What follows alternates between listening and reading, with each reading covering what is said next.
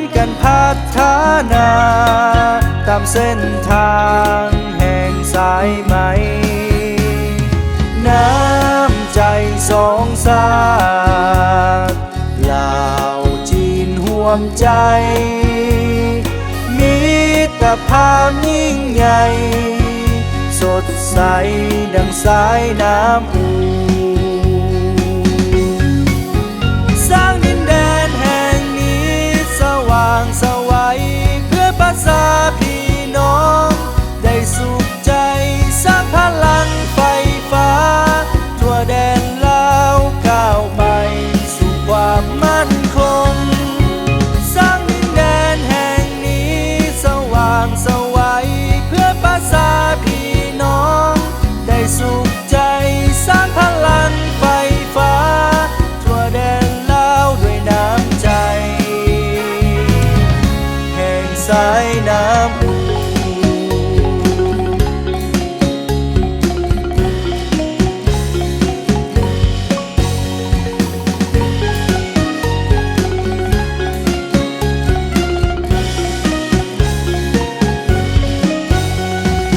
น้ำใจน้ำอูเคียงคู่สาวภาษาหาว่าใช้นาขอสัญญาจากหัวใจน้ำใจใสเย็นด้วยความจริงใจร่วมกันสร้างความสีวิไลสดใสดังสายน้ำอู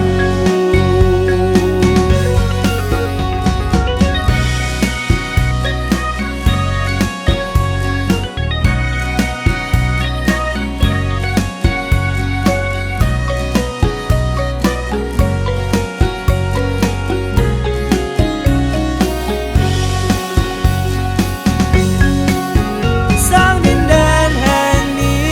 สว่างไสวเพื่อประชาพี่น้องได้สุขใจสร้างพลังไฟ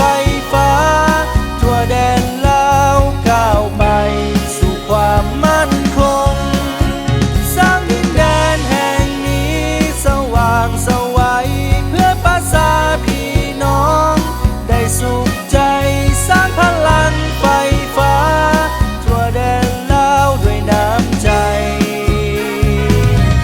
แห่งสายน้ำอู